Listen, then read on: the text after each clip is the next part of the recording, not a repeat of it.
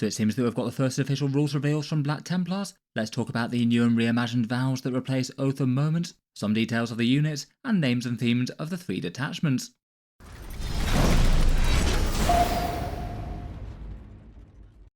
Hello and welcome back to Auspex Tactics, where today we're talking Templars, and in this video I thought we'd go over Games Workshop's latest previews for the faction. As I'm sure loyal Crusaders of Sigismund will be well aware already, Games Workshop announced the Black Templar Codex to go on pre-order for this weekend. Their Codex New Combat Patrol and 2 new character miniatures will be going up for sale on the 26th of July, and then their usual 2-week pre-order window until Saturday the 9th of August. It seems there was no Black Templar Battle Force box set, but broadly speaking the Combat Patrol has been pretty well received. The Emperor's Champion's a cool miniature, plus getting a squad of Sword Brethren and Crusaders in the same box set I think is a bit of a win, and certainly sounds like a bunch of people are thinking about converting Emperor's Champions into other miniatures if they happen to already have one. For the army on the tabletop though, it means that we get new rules for the Black Templars. Games Workshop usually give a whole bunch of previews during the week, and then we get full details of the Codex at the weekend, if not before. And it starts off the week with really quite an in-depth preview, going through their faction rule, one of their detachments, and a few other interesting hints beyond that. If you are looking to pick up any of the new releases this weekend, Black Templars, Grey Knights, Space Wolves or Tyranids, feel free to check out the channel's discount retailers linked in the video description. They're 16% off in Tash and Geldeep in the EU, 15% off for Wargame Portal in the USA, or 15% for Element Games in the UK. Here are the times that they'll be going up for pre-order: midnight Eastern Time in North America, and then 10 through to midday Saturday morning in Europe and Australia. As ever, a big thank you to anyone supporting the channel via buying through these if you're picking something up anyway. For the subject at hand today though, that's the Black Templar Codex. This one's going to be a Codex supplement to Core Codex Space Marines, and we already knew that there's going to be 3 detachments and 18 datasheets in it. That includes their tank variants and the new Execrator Chaplain and the Crusade Ancient. It's very likely losing the Firstborn Crusader Squad, but did give us an interesting teaser that there'd be maybe 3 new datasheets added to the mix, 2 of which seem to be identified by this article.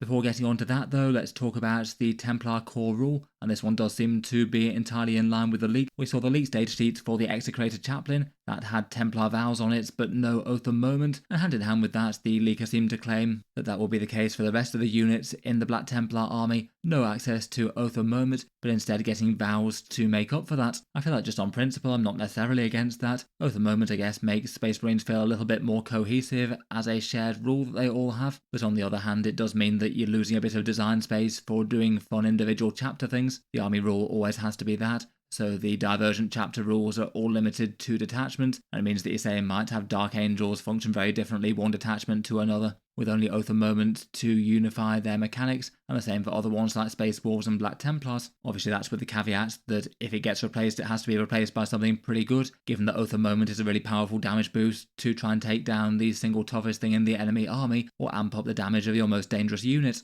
To access the Templar Vows and be a Templar army in the first place, they've got this Heirs of Sigismund rule, and these ones are basically the housekeeping rules for the army. You must include either a Black Templar keyword model or use one of their 3 unique detachments to qualify as a Black Templar army, and then if you do, you can't use units from non-Black Templars, so no mixing and matching with other chapters as per normal. You're not allowed to use any Psykers, so no Librarians sneaking in there, though it says Astartes Psykers, so technically you could go hand in hand with an Inquisitor using psychic talents, though I'm sure the Templars would be none too happy about it. You can't use the First Company Task Force, who I guess has its rules really quite revolve around Oath of Moment more than the rest, and then you're locked out of certain datasheets in Core Codex Space Marines. There's the same ones that we had before with the Templar pattern tanks that contain multi-melters, so that's the Repulsor variants, the Gladiator variants, and the Impulsor. They all get their Templar unique datasheet, where it's just literally be able to swap out a stubber for a multi-melter. But then interestingly, we've got the reveals that there's going to be a Templar-specific Land Raider Crusader, and also a Templar-specific Stern Guard Veteran unit.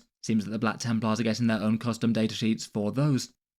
As a small tangent for these ones, the Stern Guard Veterans were predicted by people the other day. Their special rule is very heavily involved with Oath of Moment, getting you full wound rerolls against the Oath target as well. So it kind of makes sense that they'd have a Templar-specific datasheet where they just presumably have some sort of different buffing rule, maybe interacting with the Templar Vows in some way. People also suspecting that maybe they might do similar for the generic Terminator Squad, but it doesn't seem to be appearing in the list of options there, though I guess not completely ruled out. Their special rule is also fairly Oath of Moment focused too. Otherwise, interesting that they're going to be getting their own specific Land Raider Crusader, Certainly makes sense for them to have the best of those around, given that it's their iconic tank for getting their elites into battle. I wonder if they're going to get some sort of bonus rule for their most iconic tank, given those two seem like they're confirmed. I think by my numbers that'll still leave one more mystery datasheet to be revealed. Not sure what that would be. Maybe it could be Terminators after all, or some other character or squad variant. I guess we'll find out when we get the full datasheet list.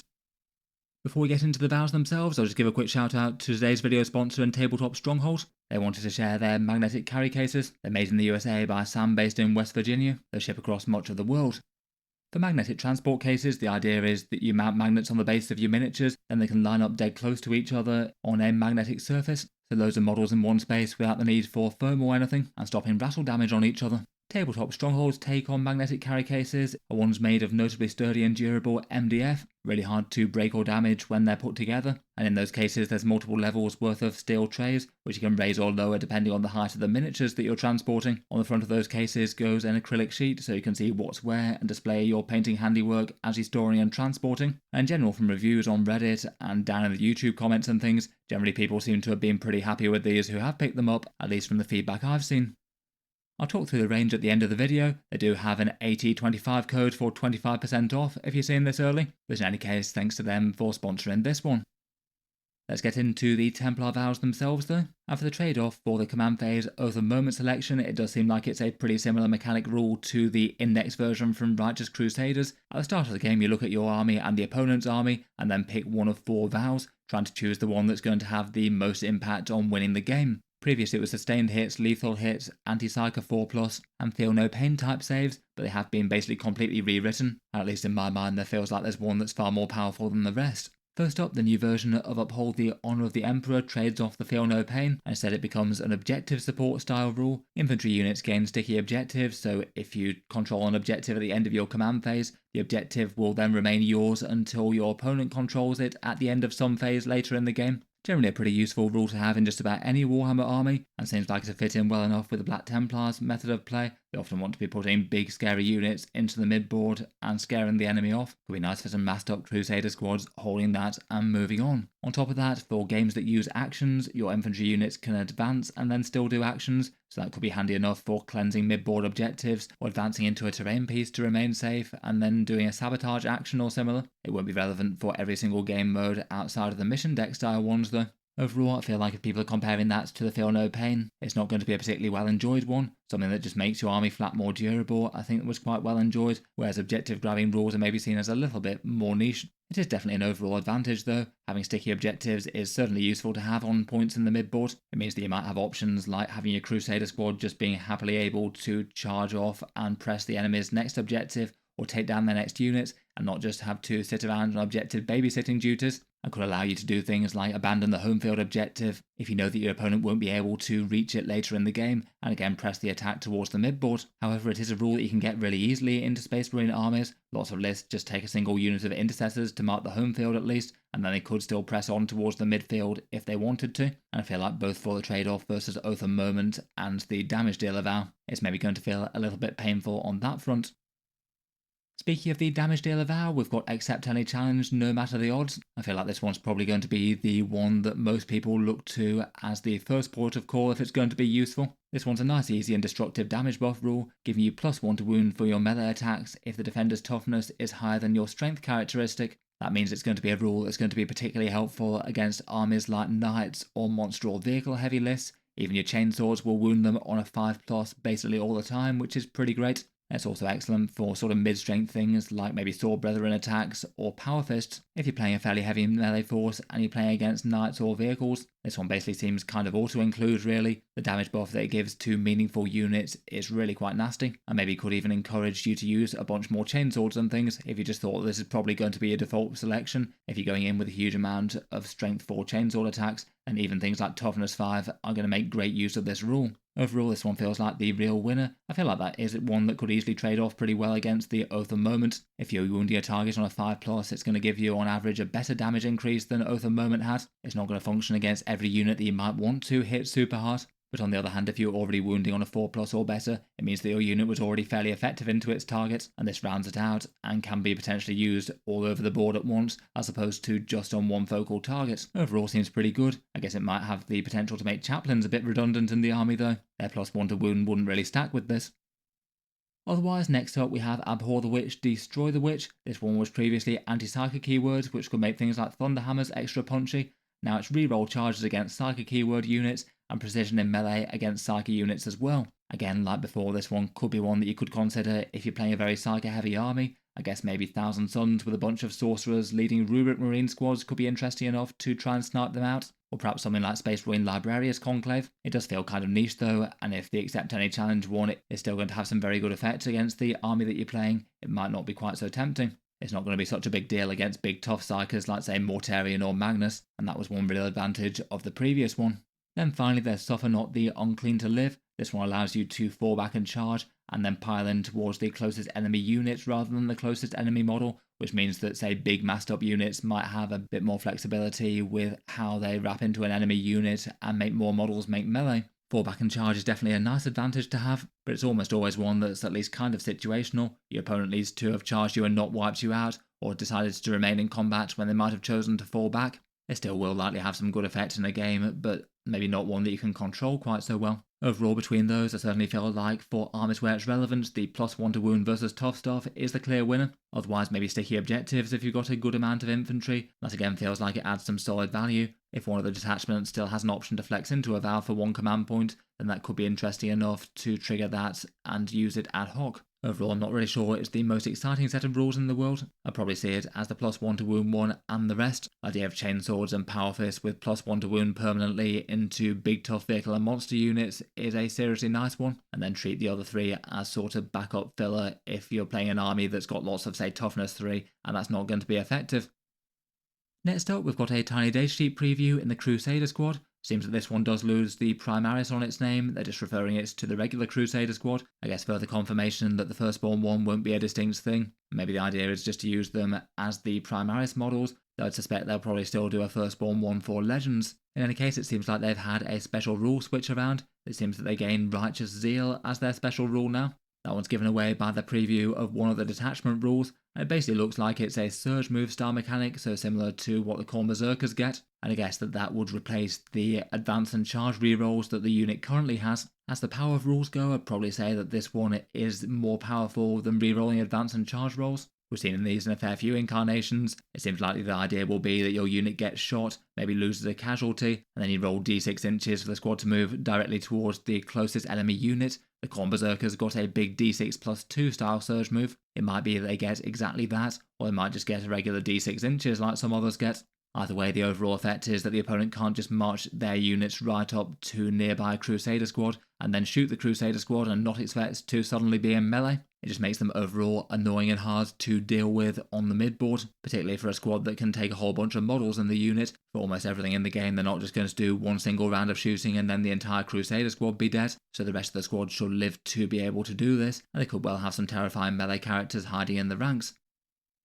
Next up, we've got some detachment previews, and it seems that these are the names of the new detachments in the Black Templar Codex supplement. The Vindication Task Force is focused on reclaiming and purifying the galaxy in the name of the Emperor. That's the one they've given us some specific rules previews for today, which we'll go over in just a second. The other two, though, are called the Godhammer Assault Force. That one's a transport-focused detachment with some stratagems and buffs for disembarking units. Feels like that could be nice enough with Sword Brethren being quite good natural uses of transports in the first place. And the Black Templars do have some natural affinity with them. Being able to bolt on multi-melters to impulsors is pretty handy. The same for repulsors and repulsor executioners. And of course they love their Land Raiders as well, with that interesting new datasheet for the Land Raider Crusader apparently.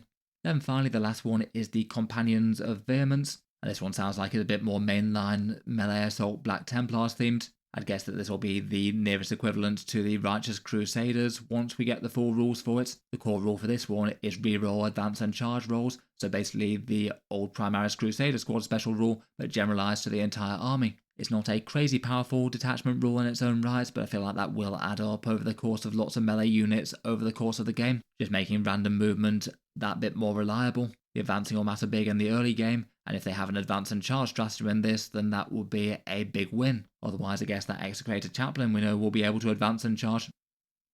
For the Vindication task force though, we got a core rule, stratagem and enhancement. It seems that as well as just reclaiming the galaxy, this one also seems to be a bit unusually focused on the ancient datasheets, which I just can't help but think is Games Workshop trying to push some sales for the Crusade Ancient model. I certainly don't think that they would have had a major focus on an ancient keyword miniature in one of the 3 detachments if they weren't suddenly selling one. I guess somewhat appropriate for planting flags in the ground though, and all very iconic for Space Marines defending a banner. And still might not be super relevant if it doesn't wind up being anywhere near as strong or interesting as some of the others. In any case, the core rule for this one is Purge and Sanctify. This one gives you a -1 to wound for ancient keyworded units that are within range of an objective marker. So a fairly reasonable defensive debuff there, but kind of a specific one. I guess the idea is that you have ancients in your Crusader squads, march them up to the mid-board objectives, and then you're suddenly harder to kill. Otherwise, they also have a bit of a bonus towards getting to those objectives in the first place. Crusader squads are allowed to use their Righteous Zeal move towards the closest objective, as opposed to the closest enemy unit if desired.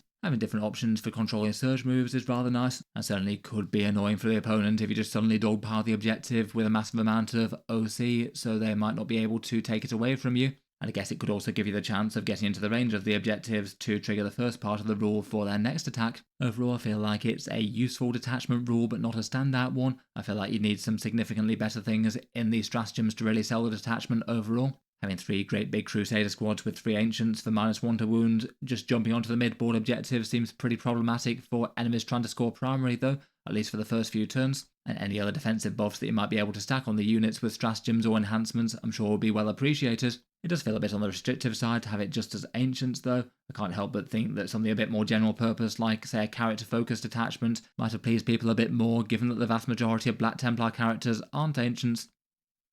In any case, they gave us 2 more rules previews for this one. One's a 1 command point, refusal to yield, and this one allows you to revive an ancient on death. They set back up at the end of the phase with 4 wounds remaining. Getting things back up on death is always interesting enough, though I must admit ancients aren't exactly the powerhouse melee models that you'd really want to revive, not compared with say the Emperor's Champion or Helbrecht or something. It could be nice enough as utility value though. They get up and they could be in a position to still claim an objective, or to score secondary objectives, or to plant a flag with that sticky objectives rule if you happen to be using that vow.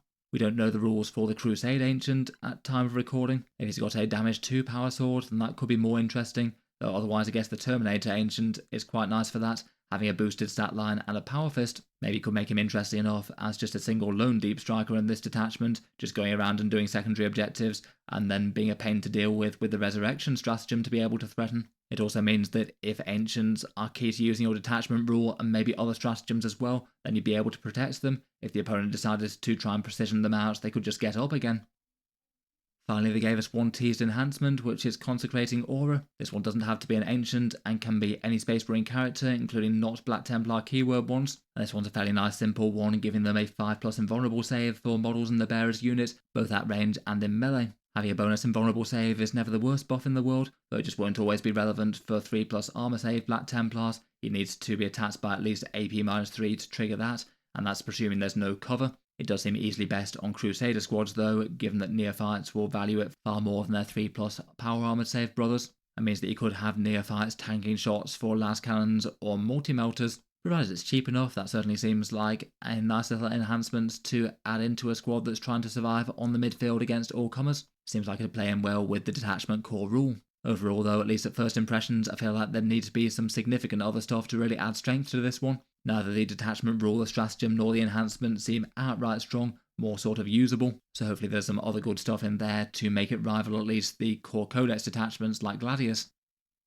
That was it from Games Workshop's main Templar previews. As mentioned earlier, we had got a few leaks, now one of which is confirmed with the replacement for Oath of Moment, so maybe makes the other ones a little bit more likely to be true. They basically said there's a bunch of tweaks to characters, Grimaldus giving a +1 toughness rather than a 5+ feel no pain, which would be a downgrade. The 5+ critical hits rule swapping from the Helbrecht to the Marshal, though given neither having Oath of Moment nor having easy access to sustained or lethal hits, that feels like that rule would be really quite different compared with the past. You'd certainly not be able to stack damage all the way to the sky like Helbrecht could, at least not in the same way. And apparently the Castellan will get the bonus special rule of generating a command point on a 4+ if his unit slays an enemy one. I guess that will replace the Lieutenant fallback shoot and charge thing. They feel like believable enough changes, but not really adding much excitement. They kind of feel like side grades or downgrades. The Sword Brethren also rumoured to lose their +1 damage rule, which felt like quite a believable one to me.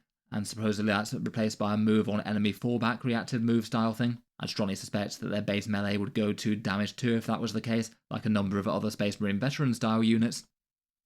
Then finally, for the confirmed bit, we did have the Execrated Chaplain leak, and he's basically a fighty chaplain with 4 wounds, 5 attacks with his Crozius at strength 6 and damage 2, and then he gets extra attacks if you take the Power Sword, 3 extra attacks hitting at strength 5, AP 2 and damage 2 with lethal hits. So overall really quite a punchy chaplain indeed, particularly against enemy Space Marine equivalents. He certainly seems like he's a datasheet that would love the +1 to wound against tough stuff as well, wounding up to toughness 9 on a 4 and even toughness 12 on a 5+. His main buffing rule is to give advance and charge while leading a unit, which I guess would be nice enough in the reroll advance and charge detachment. You could have a seriously speedy Crusader Squad on your hands there.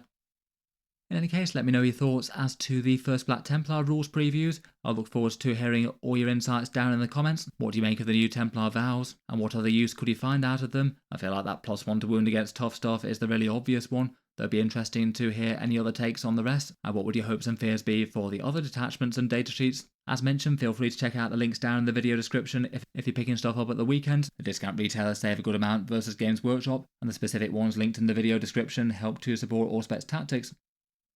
Finally, I'll just quickly cycle back to Tabletop Stronghold in the video sponsor and talk through a few examples of their magnetic carry cases. Inside the cases, they have these trays. You can fit around about 90 infantry models on there or 6 knight armigers. You might want to maximally load them a little bit less than this, of course.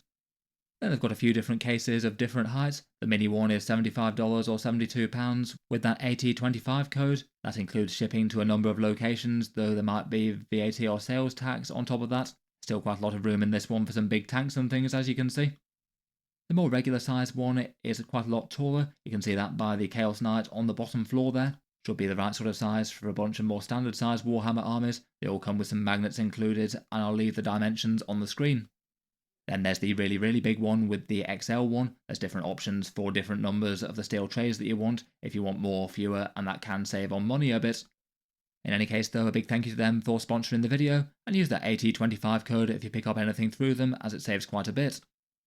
I'll leave that there for now though. If you've enjoyed the video, then feel free to subscribe to Auspex Tactics. I'll certainly keep the regular 40k videos coming, with new ones out just about every day. I look forward to covering the Black Templar Codex in full once we get the rules. In any case, check out the links in the video description and the Patreon page if you'd like to support Auspex Tactics. A big thank you to anyone doing so, but otherwise just an enormous thank you for listening, and I'll hope to see you guys next time.